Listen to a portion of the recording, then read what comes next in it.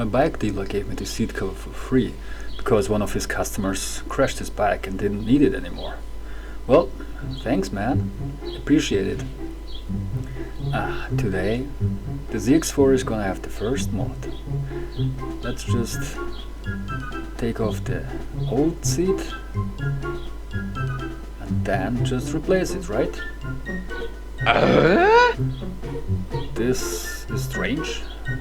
This doesn't look like plug and play. Look at that. It's different. What the... Oh Jesus, come on.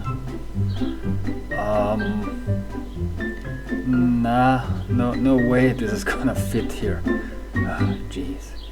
Well, this video is gonna be called How Not to Install a Seat Cover.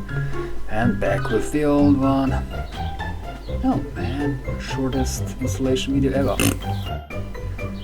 Is it maybe for another model? Does anybody know?